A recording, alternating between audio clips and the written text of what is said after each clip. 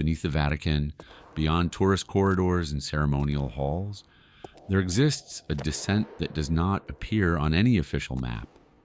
Stone stairways narrow, the air cools, and the sounds of Rome fade until only footsteps remain.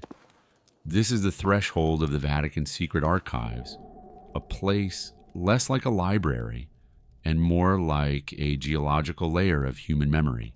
Here, miles of shelving disappear into darkness, holding letters, trial records, censored gospels, and correspondence never intended for public eyes. Even within the church, access is fragmented. Senior clergy may request specific files, yet entire collections remain sealed, their contents known only through whispered references and footnotes that lead nowhere.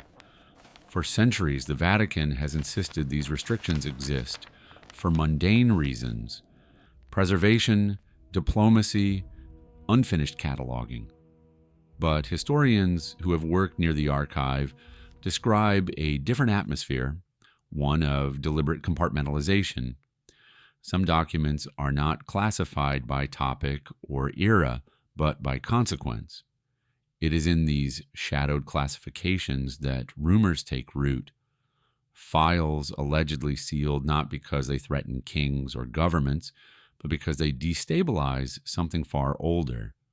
Not power, but origin.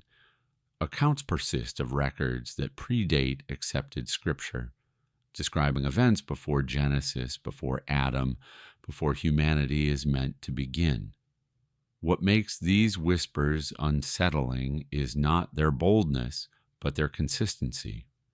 Across centuries, independent scholars repeat the same claim, that somewhere beneath the Vatican lies material, suggesting human history did not unfold as taught, but was inherited, supervised, and abruptly interrupted.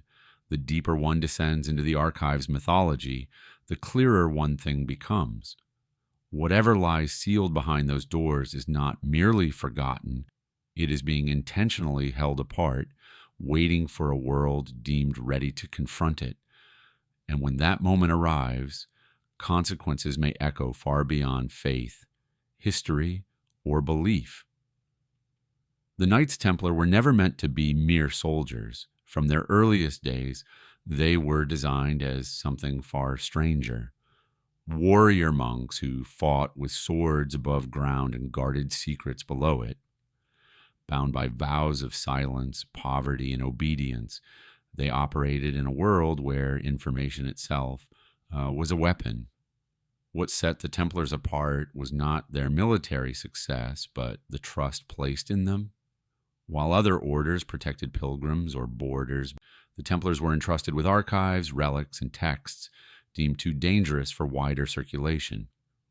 Some of these materials, according to scattered references, did not originate in Christian tradition at all. During their years in Jerusalem, the Templars gained unprecedented access to sites layered with forgotten civilizations.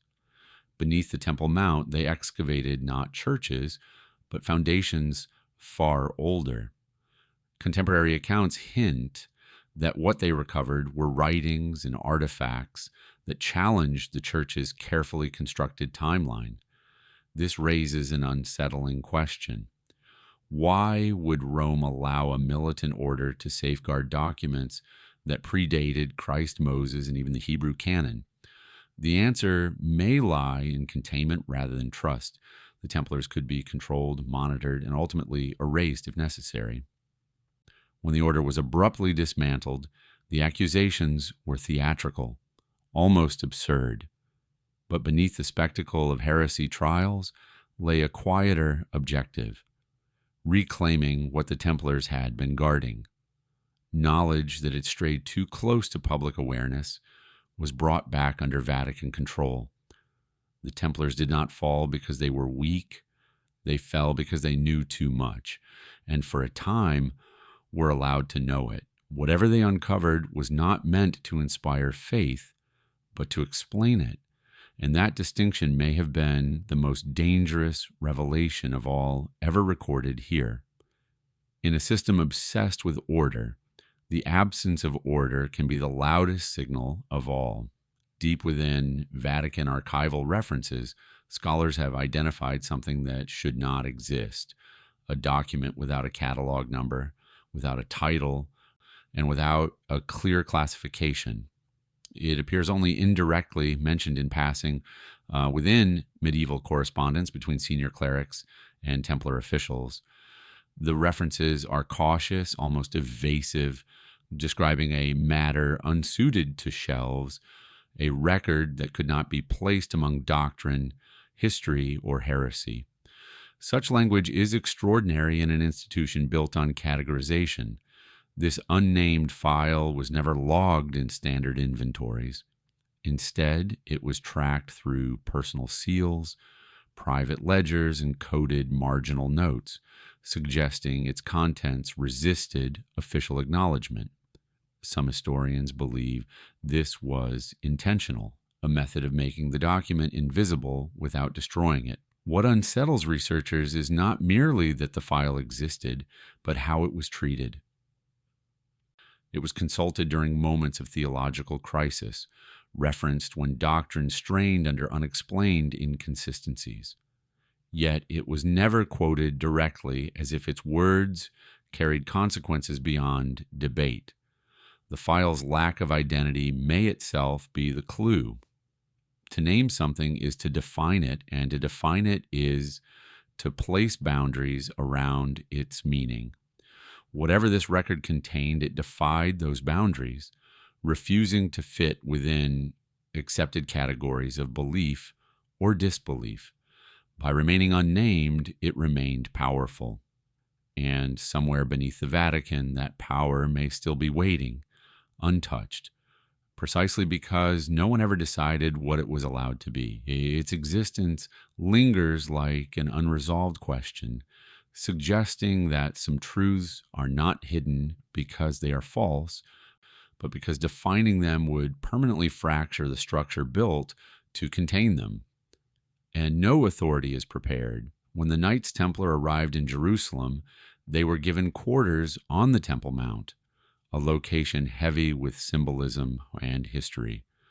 Officially, their mission was protection. Unofficially, their attention turned downward. Almost immediately, chroniclers note an unusual fixation on what lay beneath the stone. Night after night, Templar brothers descended into tunnels, expanding passageways that predated Roman occupation.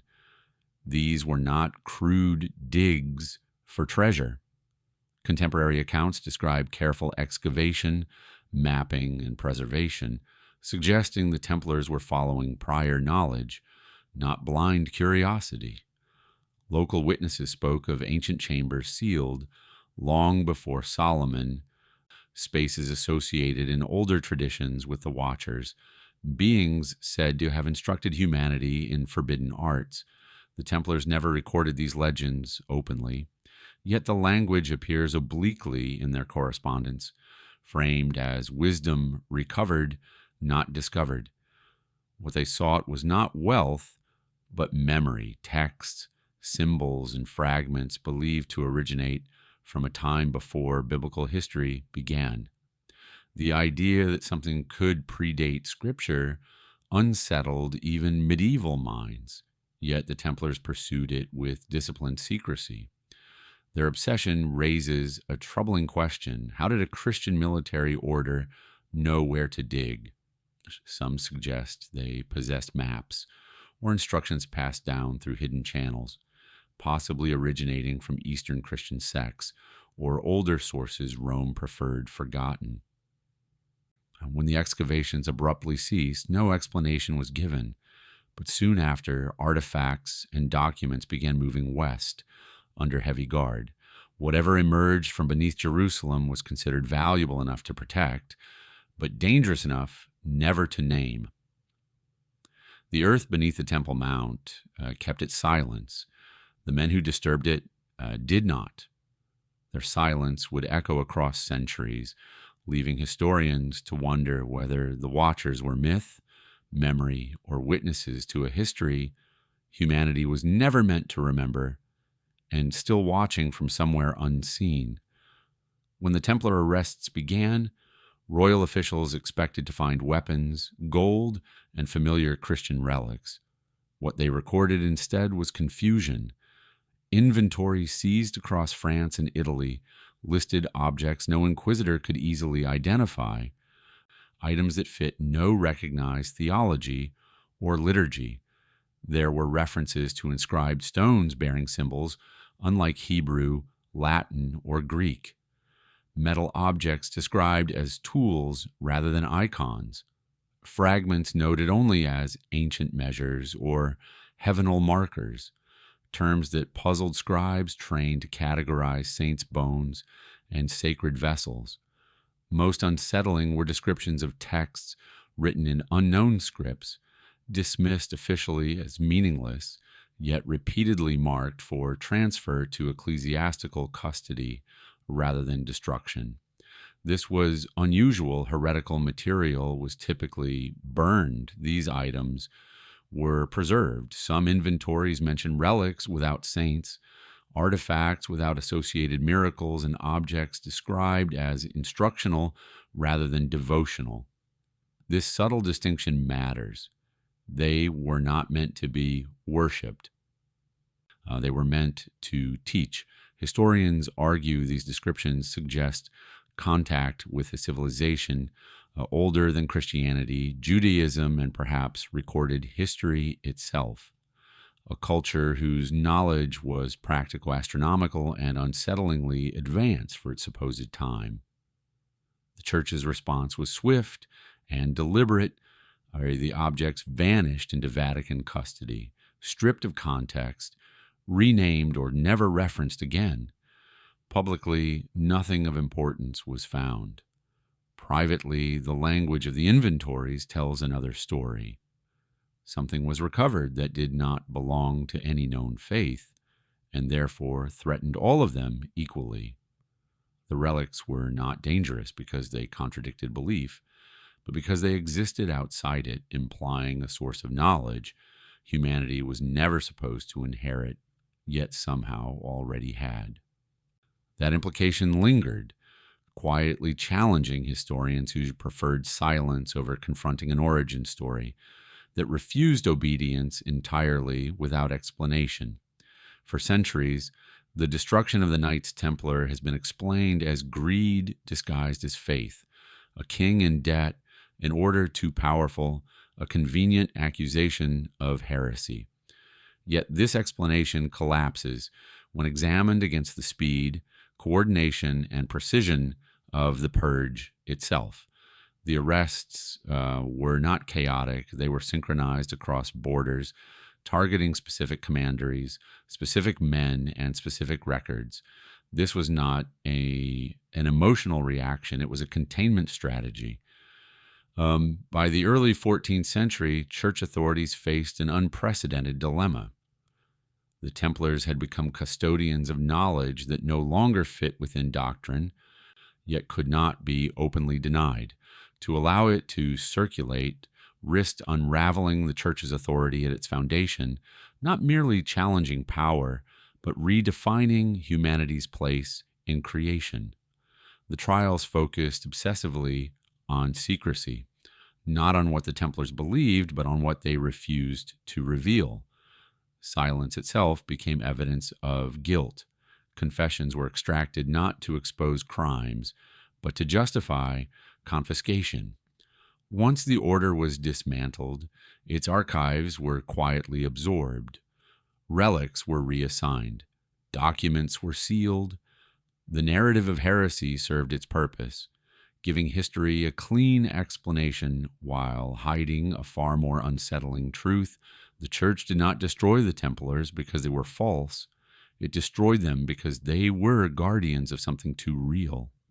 Knowledge that blurred the line between myth and memory, between divine revelation and inherited instruction. In turning on its own warriors, the church was not protecting gold or influence. It was protecting a story, and stories once broken cannot be rebuilt, especially when they were never complete to begin with. It left behind silence, sealed vaults and unanswered questions that still haunt historians, theologians, and anyone who looks too closely at origins. History prefers gradual evolution. Tools improve, ideas mature, societies stumble forward. Sumer does none of this. It arrives suddenly, fully articulated like a chapter torn from a book that no one remembers writing. Around 6,000 years ago, in the marshlands between the Tigris and Euphrates, cities emerged with no visible ancestors. Writing systems appeared without prototypes. Legal codes defined property, contracts, and crime as if refined over centuries that left no trace. Astronomy mapped the heavens with mathematical precision that would not be matched again for millennia. This abrupt sophistication has unsettled scholars since its discovery. Excavations reveal no long developmental phase, no slow experimentation. Instead, Sumerian society seems to step onto history's stage, already knowing who it is and how the world works. Their star charts tracked planets invisible to the naked eye. Their calendar system balanced lunar and solar cycles with uncanny accuracy. Their kings ruled under laws claiming divine mandate, yet those laws read less like mythology and more like administration. Most troubling is the Sumerians' own explanation. They never claimed invention. Again and again, their texts insist that knowledge was given. Writing was taught. Kingship was bestowed. Civilization itself was inherited from beings described as older, wiser, and no longer present. Modern historians often translate these claims as metaphor, but the consistency is difficult to ignore. Across thousands of tablets, the same narrative repeats: humanity was instructed. If Sumer was not humanity's first attempt at civilization, but its first recorded inheritance, then history does not begin with trial and error. It begins with a handover. And the question historians rarely ask aloud is not whether the Sumerians believe this, but why their civilization behaves as if it were true. And this is where the mystery deepens. Civilizations normally forget their teachers. Sumer never did. Its records preserve gratitude, obedience, and loss, as if something departed suddenly. When history begins with absence instead of beginnings, it suggests not myth-making, but memory struggling to survive the erasure of an earlier age. That question still haunts every serious study of origins. When scholars first translated the Anunnaki tablets, they treated them as mythology by default. Gods descending from the heavens fit comfortably into familiar patterns of ancient religion. Yet the problem was never the stories themselves. It was the way they were written. These texts do not read like prayers, they read like records. Names are listed with titles. Roles are defined, hierarchies are enforced, instructions are issued, followed, and revised. There's little emotion, little reverence. Instead, there is administration. The Anunnaki are not praised for moral virtue. They are obeyed for authority. They argue, negotiate, and divide responsibilities as rulers would. Decisions about agriculture, astronomy, construction, and law are discussed with technical specificity, not spiritual symbolism. Even creation narratives are strangely procedural. Humanity is not shaped through poetic wonder, but through described processes, materials, and labor. The language resembles engineering more than theology, as if the writers were documenting operations rather than worshiping divinity. This has led some researchers to ask an uncomfortable question: what if the Anunnaki were remembered not as gods, but as kings? Rulers whose power was so absolute and whose knowledge so advanced that later generations lacked any other framework to describe them. If so, the divine language may not reflect belief, but translation failure. A society without precedent struggled to describe authority that came from beyond experience. What remains consistent across the tablets is intent.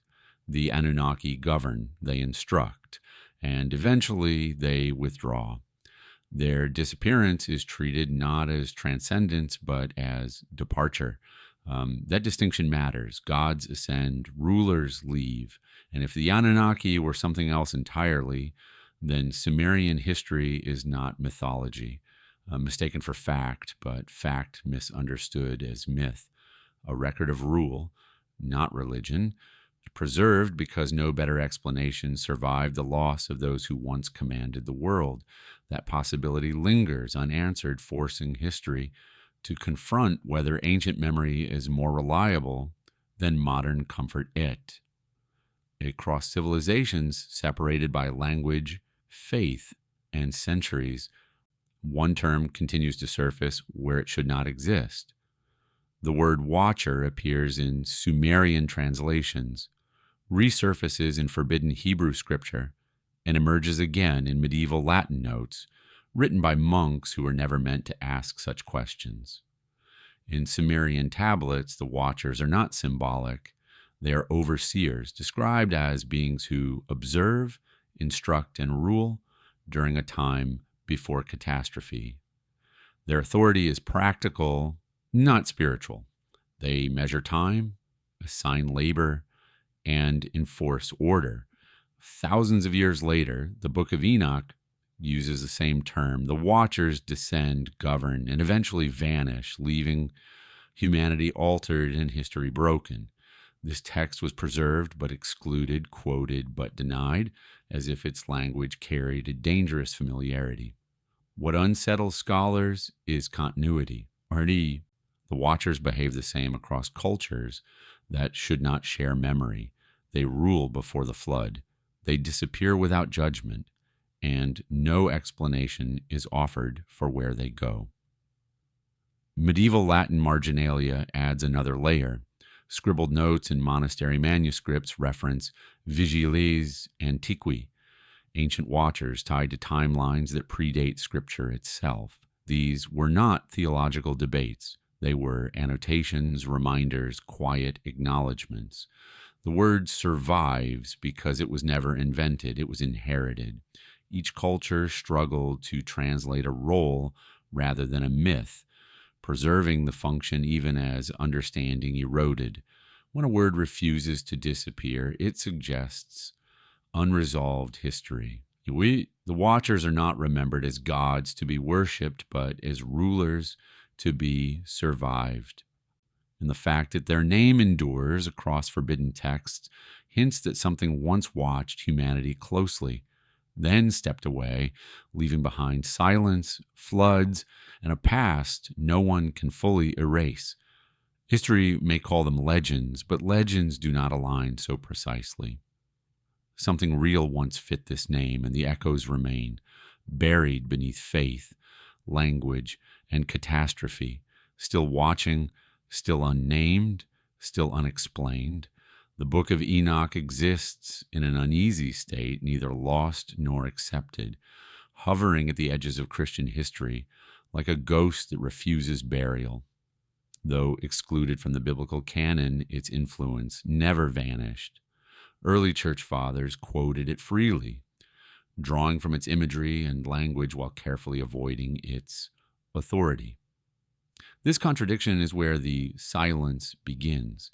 If Enoch was heretical, it should have been erased. If it was false, it should have been ignored.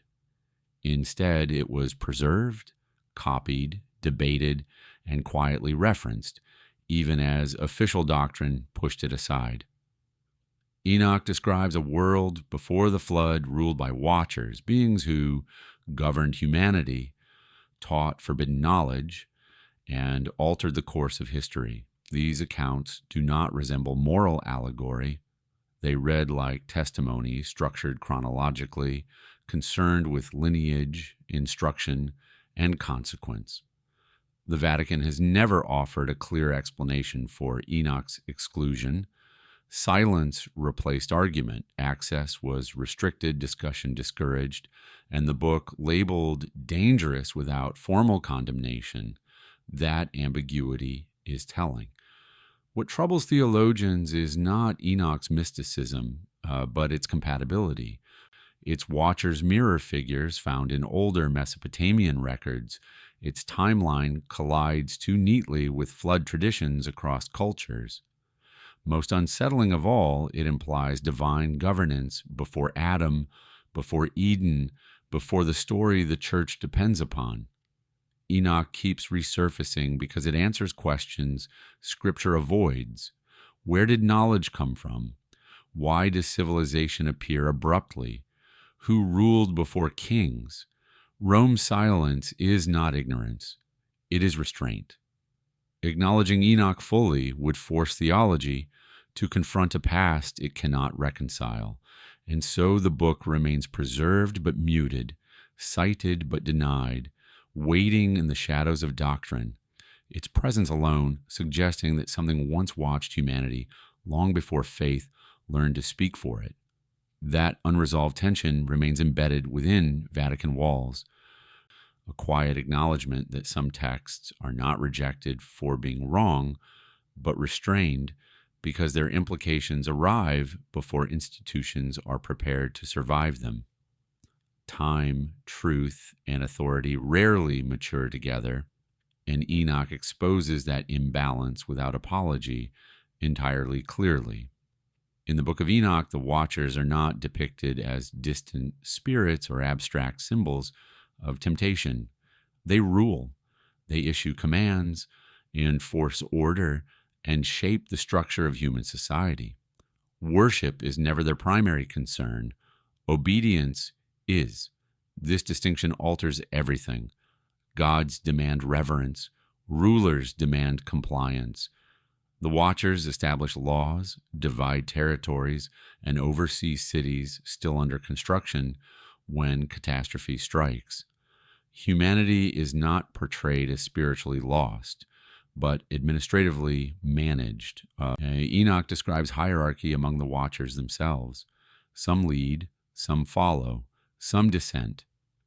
This internal structure resembles governance, not theology. Power flows downward, responsibility is assigned, consequences are enforced, bloodlines matter deeply in these accounts. The Watchers are connected to lineage, to rulers who come after, to dynasties that claim authority, not from heaven, but from inheritance. This suggests continuity, not myth. Memory, not metaphor. Cities are mentioned unfinished, knowledge partially transmitted, projects abandoned mid-creation. These details feel historical because they're incomplete. Myths resolve themselves. Records do not. By reframing the Watchers as kings rather than angels, Enoch challenges the foundation of sacred history. Humanity was not alone at the beginning. It was governed, watched, directed. If this is true, then early civilization was not born free, but structured under authority that vanished abruptly. The Watchers did not fall from grace. They departed, leaving behind laws without lawmakers and a world forced to govern itself using fragments of inherited order. That absence echoes through history, quietly shaping power, hierarchy, and the persistent belief that someone once ruled who no longer answers.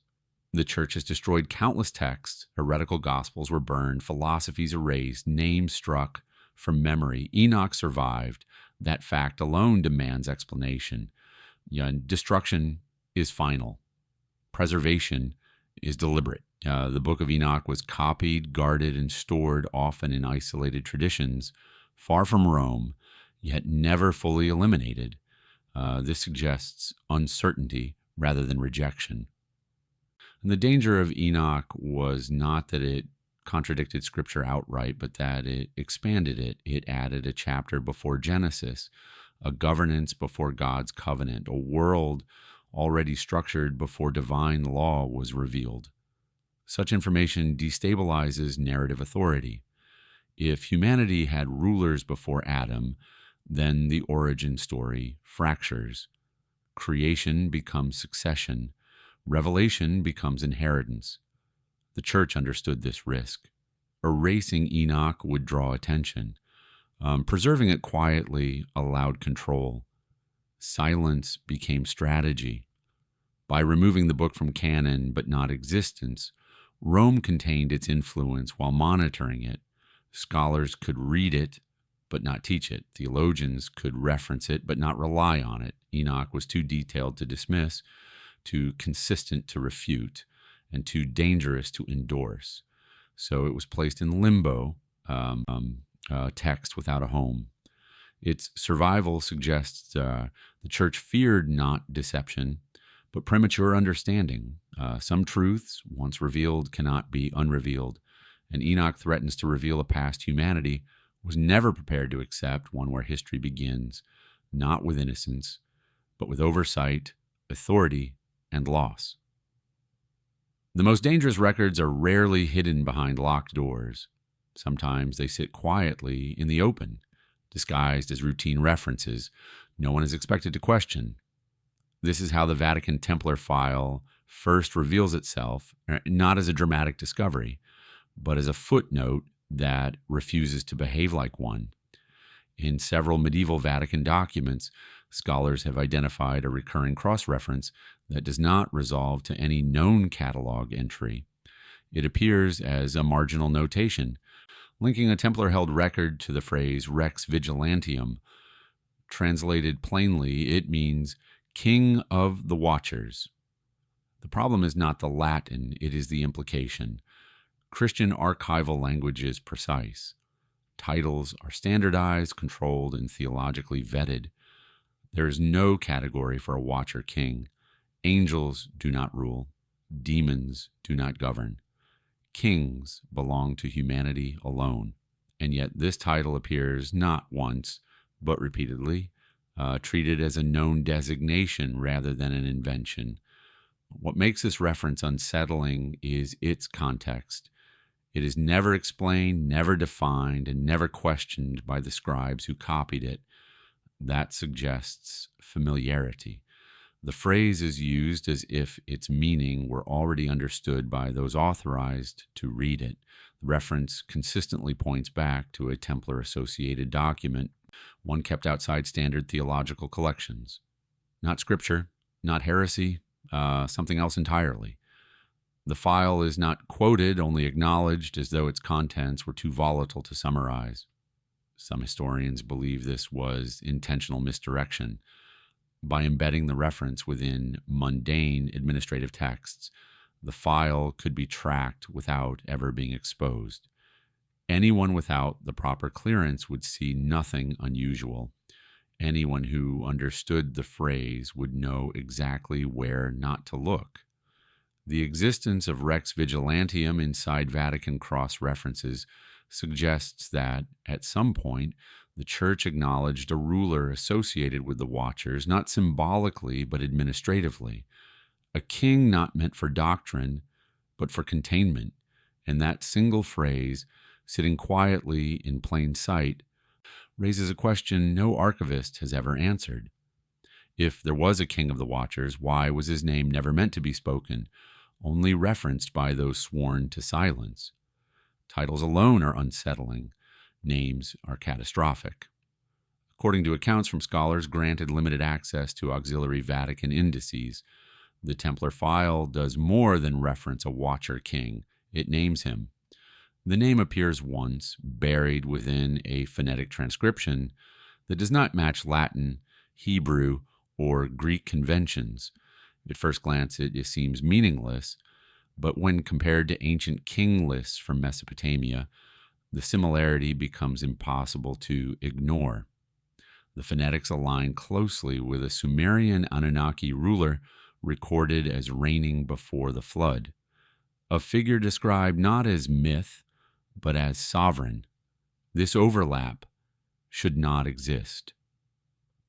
Sumerian tablets and medieval Vatican files are separated by thousands of years and entirely different intellectual traditions, and yet the match persists. Scholars who noticed it describe the same reaction, disbelief followed by careful silence. To acknowledge the connection publicly would collapse the boundaries that separate myth from history, religion from archaeology. The file does not explain the name, it assumes recognition. That is what alarms historians most. It implies that at some point, church authorities were aware of a ruler whose origin lay outside biblical history, yet real enough to be documented. This is where academic careers quietly change direction. The moment a name bridges civilizations that are not supposed to touch, inquiry becomes liability. Funding disappears, access narrows. Curiosity is reclassified as speculation. The presence of that name suggests the Vatican Templar file was not theoretical, it was comparative. Someone noticed the same ruler appearing across incompatible histories and chose to record it, not resolve it, and once written, the name could not be erased without raising suspicion. So it remained, untranslated, unexplained, waiting for someone to recognize it and understand why it was never meant to be read aloud again. When faced with controversial claims, institutions usually respond quickly. Denials are issued, clarifications released, boundaries reinforced. In the case of the Vatican Templar file, none of that happened. Despite repeated inquiries, leaked references, and scholarly speculation, the Vatican has never formally denied the existence of a document linking the Templars to a Watcher king. This absence is not accidental. It is policy. Denial creates debate. Debate invites evidence. Silence, by contrast, dissolves momentum. Without acknowledgement, there is nothing to refute and nothing to defend. This strategy has been used before. Texts like the Book of Enoch were never condemned outright. They were simply sidelined, allowed to exist without permission to matter. The same pattern appears here. An official denial would require explanation. Explanation would require definition. And definition would force the church to clarify how a non-human ruler predating Scripture could appear in its own archives. By saying nothing, the Vatican avoids legitimizing the question itself. Scholars are left arguing with shadows, unable to confirm or disprove what no authority will name. What remains is implication. Silence suggests complexity, not absence. Institutions deny what is false. They remain quiet about what is dangerous. The lack of denial does not prove the file's contents, but it confirms something equally important. Whatever is contained within that Templar record is not considered harmless error. It is treated as something best left untouched. And in a system built on preserving truth, the decision not to speak can be the loudest admission of all. If the Watcher King was symbolic, ancient records would treat him as metaphor. Instead, they treat him as authority. Across Sumerian tablets, Enochian passages, and fragmented later traditions, this figure is described not as an idea, but as a presence that governed a world already organized. The language used is administrative. The Watcher King commands regions, oversees populations, and enforces order through intermediaries. He does not inspire worship. He expects compliance. Humanity is portrayed not as spiritually seeking, but politically subordinate. This interpretation forces a reevaluation of early history. Conventional timelines begin with scattered tribes slowly forming leadership structures, yet these texts describe centralized authority already in place, operating before kingship is supposed to exist. Even more troubling is the consistency. The Watcher King appears at the top of hierarchies that include other watchers, local rulers, and appointed overseers. This suggests bureaucracy, not myth-making, systems, not stories. What appears erased is not his reign, but its duration. References hint at a long period of governance abruptly interrupted. There is no recorded succession, no fall, no revolution, only disappearance. This absence is key. History normally remembers collapse. Empires leave ruins. The Watcher King leaves silence, as if removed deliberately rather than defeated. If humanity was once governed by a non-human sovereign, then early civilization was not an experiment. It was an administration, one that ended suddenly, leaving humans to inherit laws, structures, and knowledge without the authority that created them. Such a reality would explain why ancient societies across the world speak of lost rulers who taught, ruled, and vanished. Not gods returning to heaven, but governors stepping away from a project left unfinished. The Watcher King, then, was not a legend placed at the beginning of time. He was a ruler removed from it, his reign erased to allow history to begin again without him. Power rarely disappears. It changes form, hides in lineage, and survives through inheritance. Ancient genealogies hint that the Watchers understood this well. From Mesopotamian king lists to medieval European royal claims, there are whispers of descent, not from Adam, but from beings who ruled before him. These genealogies are carefully obscured, often dismissed as symbolic or fabricated, yet they persist across cultures that never should have shared them. Certain royal families claimed authority through divine ancestry that did not align with biblical tradition. Their origins were placed before the flood, beyond Eden, connected to watchers rather than patriarchs. This was dangerous territory. To claim descent from the Watchers was to assert legitimacy older than Scripture itself. Such claims were quietly erased, rewritten, or absorbed into acceptable narratives of divine right. Yet fragments remain. Titles, symbols, and heraldry echo Watcher imagery. References to ancient guardians, first rulers, and blood unbroken by flood appear in unexpected places. These bloodlines were not celebrated. They were tolerated, monitored, and eventually diluted. But their persistence suggests belief in inherited authority that did not originate with humanity alone. If the Watchers ruled, it would make sense to preserve their influence through lineage. Blood remembers what history forgets. The refusal of these genealogies to disappear hints that something older than kingship shaped rulership itself. And some families never stopped believing they carried that inheritance, even when speaking it became dangerous. Traditional theology frames the Great Flood as moral judgment. Ancient records tell a colder story. The flood arrives not as punishment, but as termination. In Watcher narratives, the flood is not described with outrage or sorrow. It is procedural, a reset, an event that erases governance structures rather than sin. Cities vanish. Authority dissolves. Knowledge fragments. The Watchers are no longer present after it ends. Humanity continues, but unsupervised.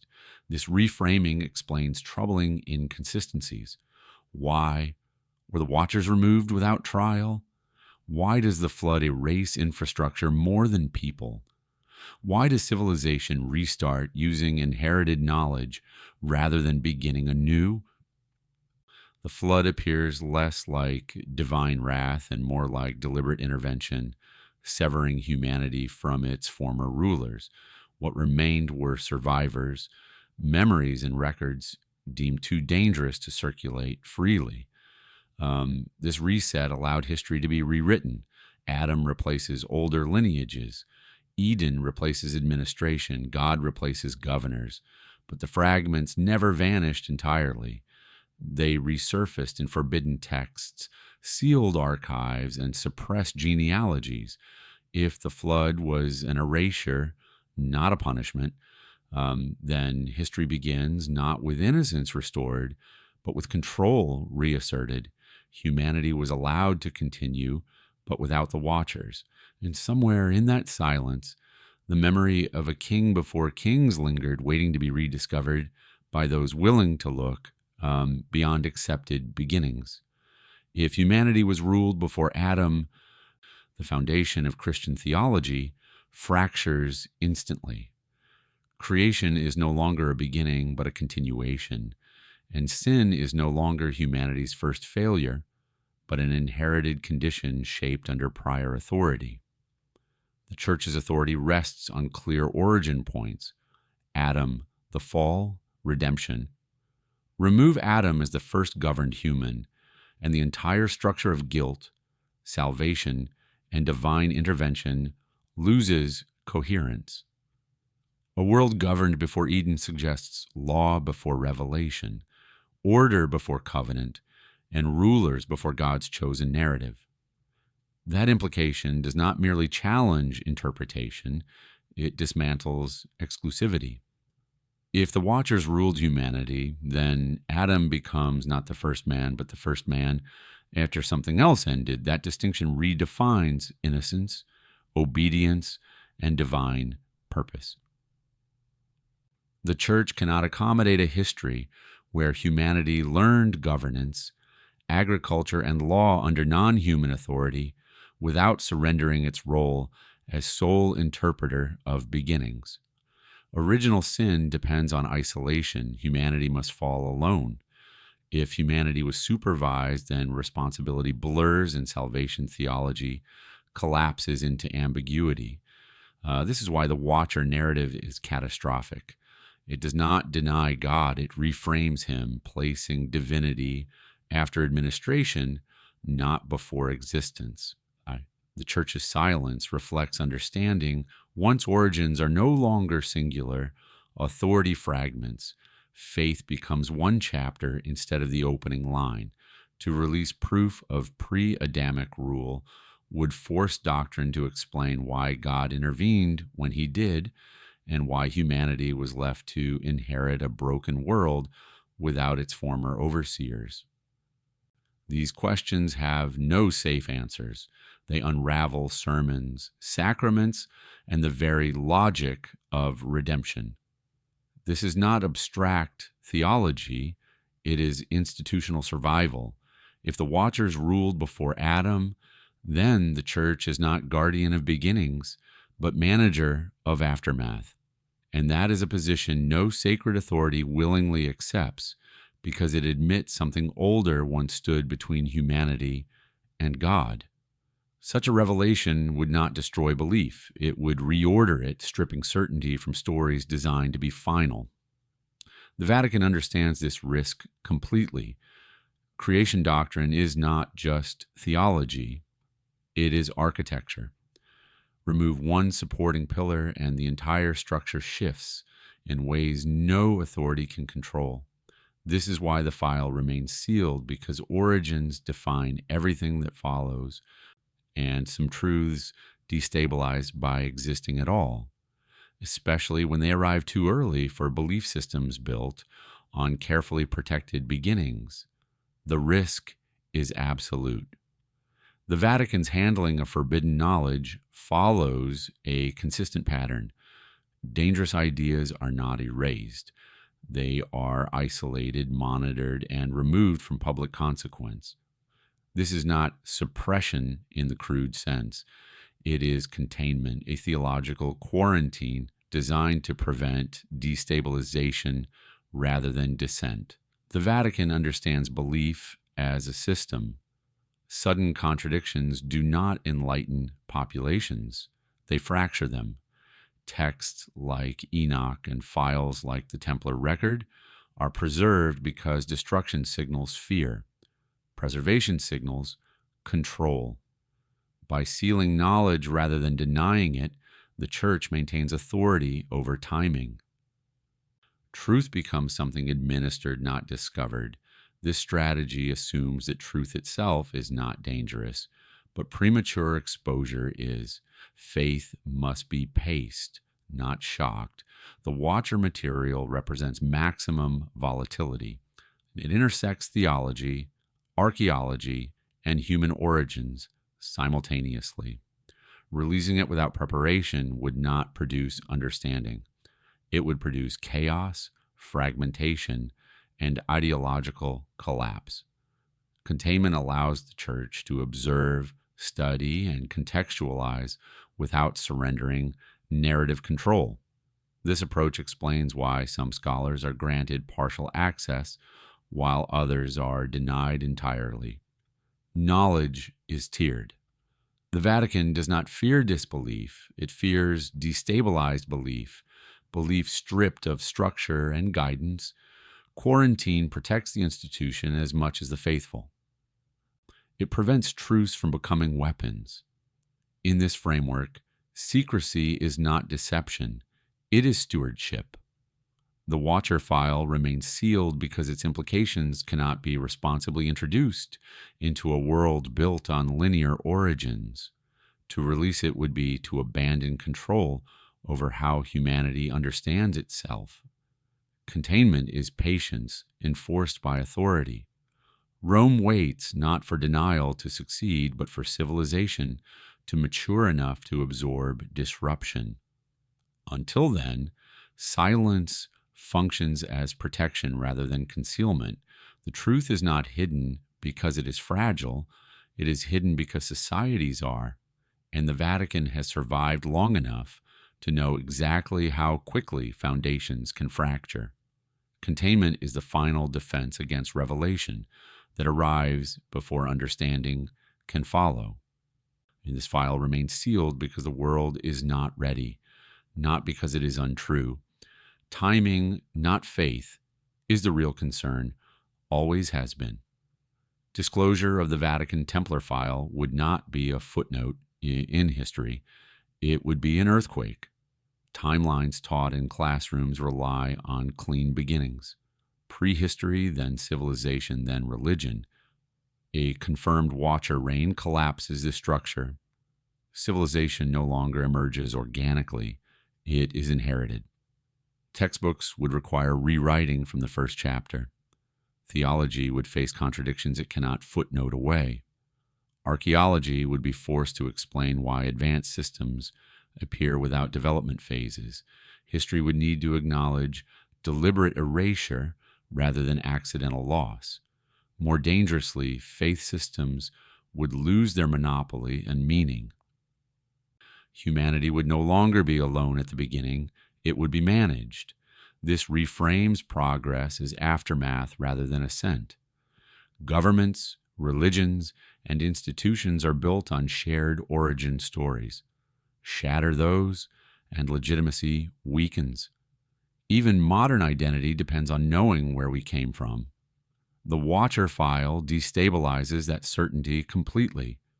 Disclosure would force uncomfortable alliances between archaeologists, theologians, and historians long separated by discipline. It would also validate fringe theories once dismissed as fantasy. That validation alone would destabilize academic authority. The Church understands this cascade effect. One file does not change history, it unravels it. Once origins are questioned, every institution built upon them must justify its existence. This is why disclosure would be immediate and irreversible. There would be no gradual adjustment period. The shock would be global. History would fracture into before and after.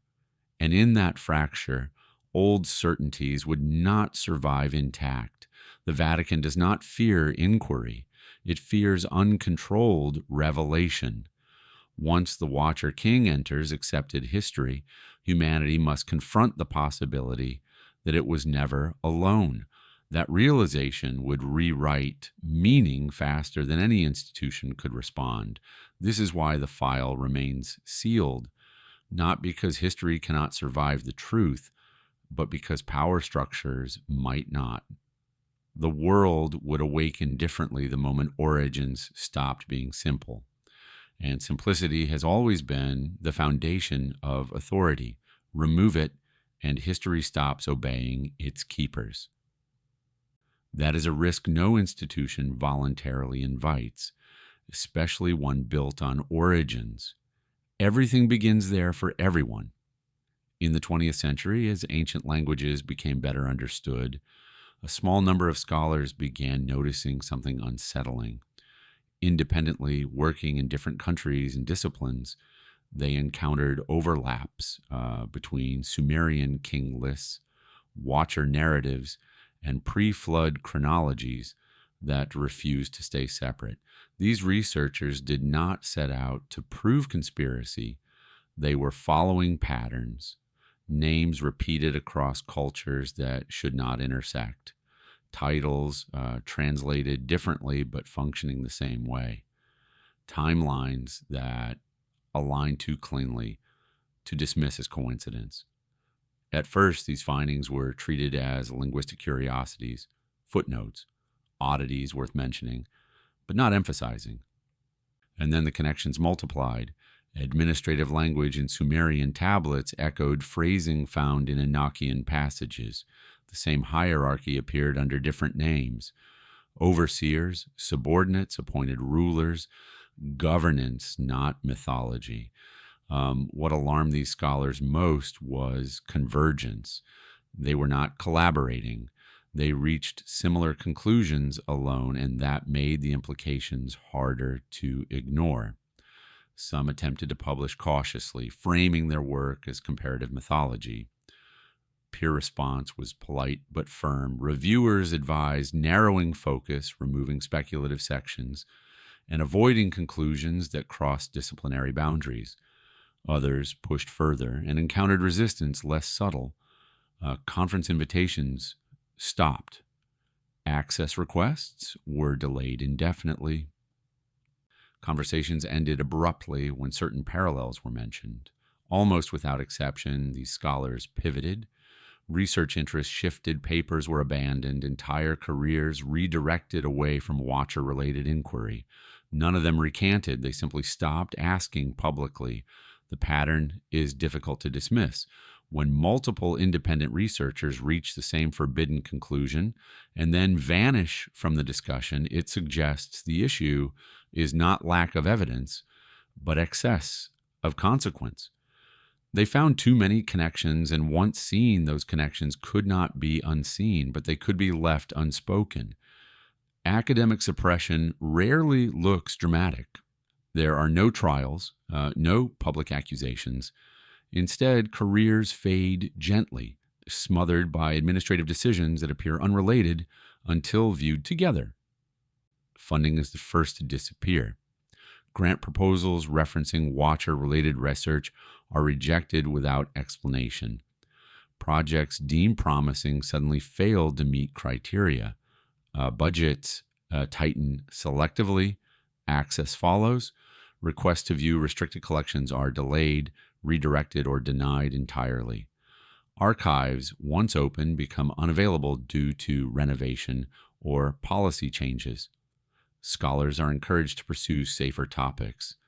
Positions change, tenure reviews stall, visiting appointments are not renewed, invitations to speak dry up. The message is never explicit, but it is unmistakable. Some researchers receive private warnings, others do not. Either way, the result is the same. Survival requires adaptation. What makes these cases notable is the absence of scandal. No accusations of misconduct, no flawed methodology exposed. The work simply becomes impossible to continue. Those who persist face isolation. Collaboration becomes difficult. Students are advised away. Journals grow cautious. Eventually, most make a practical decision.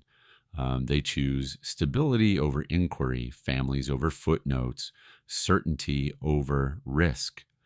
From the outside, these look like ordinary academic shifts. From the inside, they are endings. The Watcher topic does not destroy careers. It erases momentum.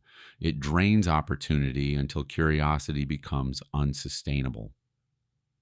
This quiet attrition is effective precisely because it leaves no evidence. Nothing to protest, nothing to expose, only a trail of abandoned research and scholars who learned that some questions cost more than they are allowed to ask. Today, the pattern continues. Ask a historian privately about Watcher connections, and you may receive a thoughtful response. Ask publicly, and the answer changes. There is a line scholars understand instinctively. It is not written, but it is enforced. Discuss Sumerian religion, and debate is welcome. Analyze Enoch as a literature, and discussion is safe. But connect them directly, especially through Vatican material, and the conversation ends. This boundary is maintained through reputation rather than regulation. Crossing it invites skepticism, marginalization, and professional risk. The Vatican-Sumer connection represents a collision of disciplines that institutions are not prepared to manage. Archaeology, theology, and history intersect in ways that undermine their separate authorities. Most scholars choose silence not because they lack curiosity, but because they understand consequences. And there is no reward for being right too early, only risk. This is why the topic survives on the edges, discussed in private correspondence, unpublished drafts, and careful phrasing that avoids explicit conclusions. The line is not about truth, it is about stability. Once crossed, the scholar is no longer debating evidence. They are challenging the framework that gives evidence meaning. Institutions defend frameworks more fiercely than facts. As a result, the Watcher question remains unanswered, not because it lacks support, but because it threatens too many structures at once. Silence becomes consensus. Avoidance becomes professionalism. And so the line remains uncrossed, not out of ignorance, but out of understanding that some questions still carry weight beyond academia. Those who have touched that edge know exactly where it is. And most choose never to step past it again. If the Watcher King was real, then the story of human civilization must be rewritten from its first sentence. Civilization would no longer be the result of slow trial and error, but the aftermath of instruction. Humanity did not climb upward alone. It was guided, organized, and then left behind. This changes how history is understood at every level. Agriculture becomes inherited technique, not discovery. Law becomes remembered structure, not social invention. Kingship becomes imitation, not innovation. Humanity was not inventing systems from nothing. It was attempting to preserve fragments of an order that already existed. The sudden appearance of cities, writing, and administration would no longer be anomalies. They would be evidence of continuity. Civilization did not begin, it resumed. This interpretation also reframes collapse. Ancient civilizations do not merely fail, they forget. Knowledge degrades unevenly. Some cultures remember more than others. This explains why advanced concepts appear briefly, disappear, and then re-emerge centuries later without explanation. History would no longer be a linear progress. It would be decay followed by recovery, a long attempt to reconstruct something lost. Most unsettling is what this implies about human independence. If civilization began under rule, then freedom is not humanity's natural state. It is a condition that followed abandonment. This would explain why early societies constantly reference gods who taught, ruled, and departed. Not as metaphor, but as memory. Memory softened into myth as authority vanished. Human history then, becomes a story of inheritance without instruction. A species left managing systems it did not design, guided by laws whose original purpose faded with their creators. If the Watcher King was real, humanity's greatest achievement was not invention but survival. We did not rise from ignorance. We endured the loss of rulers who once shaped our world. Certain technological leaps in ancient history have long resisted explanation. Precision stonework without advanced tools, astronomical knowledge exceeding observational capability, mathematics that appears without developmental stages. If Watcher-era instruction existed, these leaps stop being mysteries. They become remnants. Knowledge would not need to evolve slowly if it was taught directly. Skills could appear fully formed, then degrade over time as instruction ended and memory replaced guidance. Ancient astronomy is particularly revealing. Planetary movements, eclipse cycles, and celestial measurements appear suddenly in early civilizations, then are partially lost, rediscovered, and refined again thousands of years later. This pattern mirrors inheritance rather than invention, a body of knowledge introduced at once, imperfectly preserved, and gradually misunderstood. Architecture follows the same curve. Early monumental structures display precision that later cultures struggle to replicate. Instead of progress, there is decline. Technology in this framework is not advancement, it is erosion. Watchers, if real, would have taught selectively. Practical knowledge necessary for governance, agriculture, and timekeeping. Not everything. Enough to function. Enough to obey. Once gone, humanity continued using what it remembered. Errors accumulated, symbol replaced understanding. This explains why ancient texts describe knowledge as sacred, not because it was mystical, but because it was inherited from authority, no longer present to correct mistakes. Technology becomes legacy rather than innovation. Astronomy becomes memory rather than discovery. Sudden leaps are not leaps at all. They are glimpses of a past briefly remembered before slipping away again into confusion, myth, and approximation. If the Watchers once ruled openly, their disappearance raises a question more unsettling than their existence. Did they leave entirely, or did they simply stop ruling? Ancient texts never describe their destruction. There is no final battle, no judgment scene, no recorded end. They vanish. This absence leaves room for interpretation. Withdrawal is not extinction. Silence is not departure. Some traditions suggest the Watchers were restrained, not eliminated, removed from direct governance, but not from observation. The role shifts from ruler to witness. The word itself implies continuity. A watcher does not act, a watcher observes. This reframes history as monitored rather than abandoned. Humanity becomes autonomous but not unseen. If true, this would explain why forbidden knowledge is consistently restricted, why certain thresholds are never crossed, why advancement accelerates then halts. It would also explain why the idea of watchers persists across cultures and eras, not as fear but as intuition. Modern surveillance metaphors echo ancient language eerily well: eyes above, records kept, judgment delayed. The question is not whether they are benevolent or hostile. It is whether humanity was ever meant to be entirely independent. If watchers still observe, then history is not finished. It is ongoing evaluation. And if the Watcher King once ruled and now watches, then humanity's story is not about freedom gained, but about responsibility tested.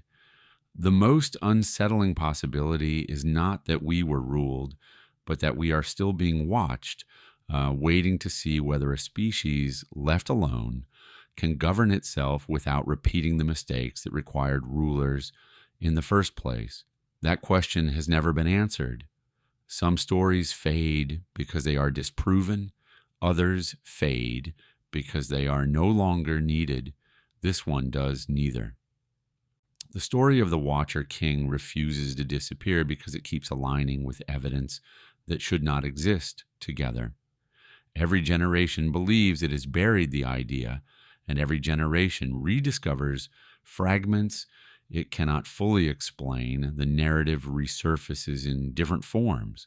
A forbidden book quoted too often to dismiss, a king list that begins too early, an archive reference that points to something unnamed. Each fragment alone is manageable. Together, they form a pattern that resists erasure. What keeps the story alive is not belief, but recurrence. Independent cultures describe the same absence, the same vanished rulers, the same inheritance of knowledge followed by decline. These are not details borrowed from one source. They are convergences. Suppression slows transmission, but it does not erase memory. When something is buried without being resolved, it returns in pieces. The Watcher King narrative survives because it was never concluded. It was interrupted. Modern scholarship unintentionally revives it through comparison. Linguistics, archaeology, and theology intersect whether institutions approve or not. The past refuses to remain compartmentalized. There is also a deeper reason the story persists. It explains anomalies that standard history cannot. Sudden advancement, unfinished cities, knowledge without origin, authority without lineage. Humans return to this story because it fills gaps that feel intentional, not forgotten, but removed. The Watcher King represents a missing chapter, not a mythological flourish, and missing chapters create pressure. They demand explanation.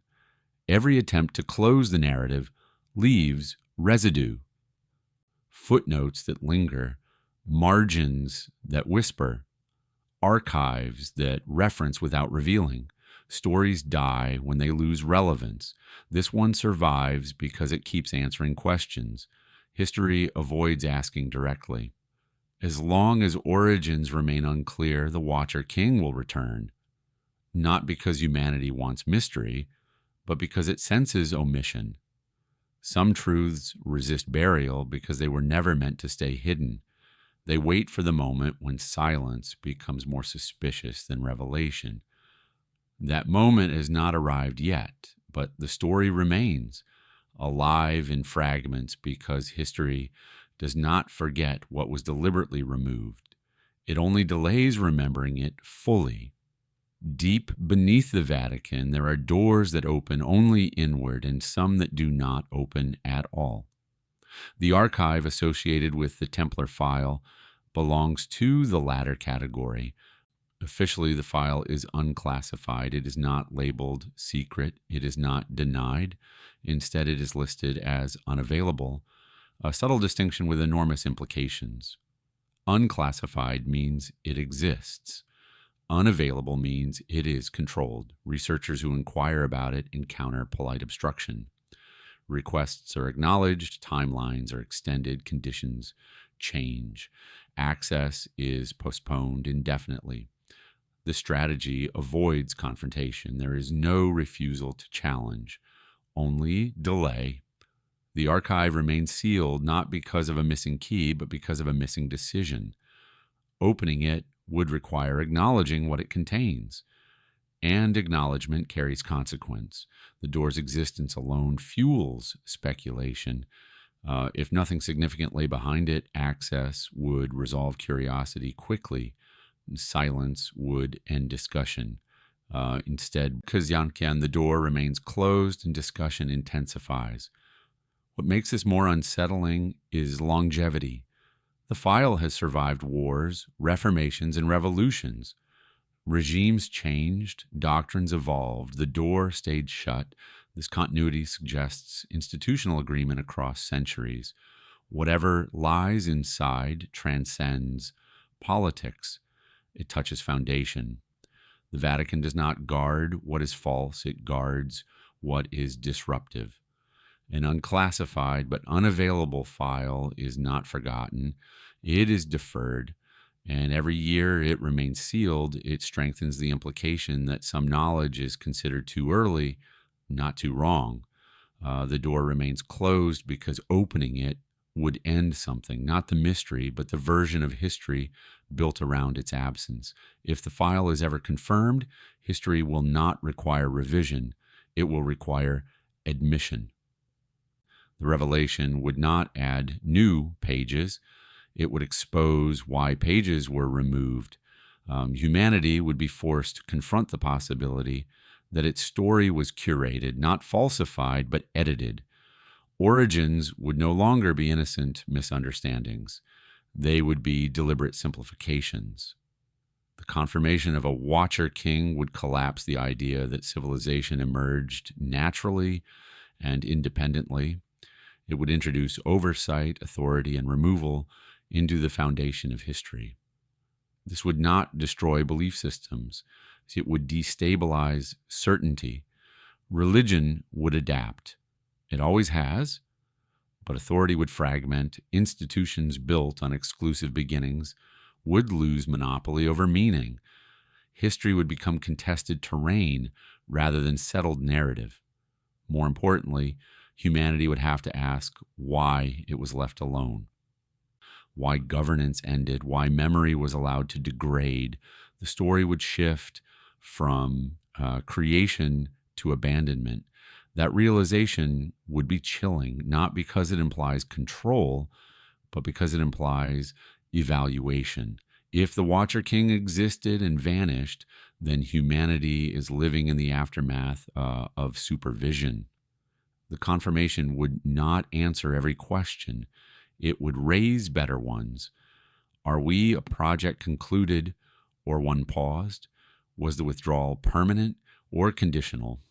History would no longer be about where we came from, but about why we were left. That is why the file matters, not because it changes the past, but because it reframes the present. If confirmed, it would mean history is not missing pages. It is built on a deliberate omission, and omissions are not accidents, they are choices. Someone chose silence. And the consequences of that choice are still unfolding.